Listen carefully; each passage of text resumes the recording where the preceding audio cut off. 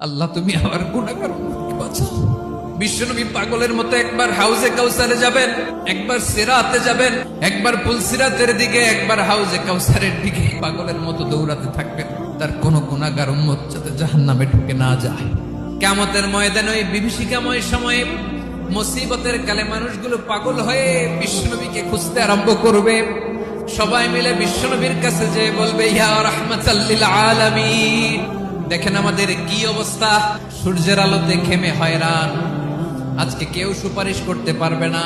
সব নবীরা অপারগতা স্বীকার করেছে। তারা বলেছে আপনি ছাড়া কেউ নাকি আল্লাহর সামনে দাঁড়াতে পারবেন না, আপনি একটু সুপারিশ করেন। বিশ্বনবী বলবেন, আসো আসো, আজকের দিনে আমি ছাড়া আল্লাহর সামনে কেউ দাঁড়াতে পারবে না। বিশ্বনবী মাকামে মাহমুদে যে আল্লাহু আকবার বলে সিজদায় লুটিয়ে পড়বেন। বিশ্বনবী এমন ভাবে অজর দ্বারায় সিজদায় লুটিয়ে পড়ে কাঁদবেন, রব্বুল আলামিনের রহমতের দরিয়ায় জোশ লেগে যাবে। রব্বুল আলামিন এই দৃশ্য থেকে সহ্য করতে পারবেন না। রব্বুল আলামিন বলবেন, ইয়া মুহাম্মদ ইরফা রাসাক, ও নবী আপনি মাথা তোলেন, যা চাবেন তাই দেব। ওয়াশফা তুশাফা, যার জন্য সুপারিশ করবেন তার সুপারিশ কবুল করে নিব। বিশ্বনবী মাথা তুলবেন, তুলে বলবেন, রব্বি হাবলি উম্মতি, আল্লাহ তুমি আমার গুনাহগার উম্মতকে বাঁচাও। এই দুনিয়ার বুকে রব্বুল আলামিন সব নবীকে একটা করে দাওয়া মুস্তাজাবা দিয়েছেন, মানে যে দোয়া করলে কবুল হয়ে যায় সাথে সাথেই। দাও বিহা, দুনিয়ার সব নবীরা ওই দোয়াটা দুনিয়ায় করে ফেলেছে। বিশ্বনবী বলেন, আমি করি নাই, আমি আমার স্পেশাল দোয়াটা কিয়ামতের দিন আমার গুনাহগার উম্মতকে সুপারিশের জন্য রেখে দিয়েছি। আমার যে উম্মতের হৃদয়ে যাররা পরিমাণ ঈমান আছে, আমার একটা উম্মতকেও তুই জাহান্নামে ঢোকাতে পারবা না।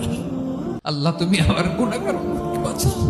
বিশ্বনবী পাগলের মতো একবার হাউজে কাউসারে যাবেন, একবার সিরাতে যাবেন, একবার পুলসিরাতের দিকে, একবার হাউজে কাউসারের দিকে পাগলের মতো দৌড়াতে থাকবেন।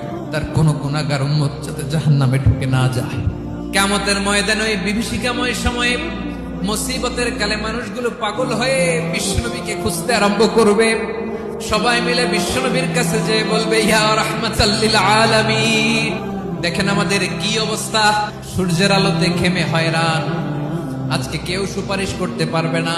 সব নবীরা অপারগতা স্বীকার করেছে। তারা বলেছে আপনি ছাড়া কেউ নাকি আল্লাহর সামনে দাঁড়াতে পারবেন না, আপনি একটু সুপারিশ করেন। বিশ্বনবী বলবেন, আসো আসো, আজকের দিনে আমি ছাড়া আল্লাহর সামনে কেউ দাঁড়াতে পারবে না। বিশ্বনবী মাকামে মাহমুদে যে আল্লাহু আকবার বলে সিজদায় লুটিয়ে পড়বেন। বিশ্বনবী এমন ভাবে অজর দ্বারায় সিজদায় লুটিয়ে পড়ে কাঁদবেন, রব্বুল আলামিনের রহমতের দরিয়ায় জোশ লেগে যাবে।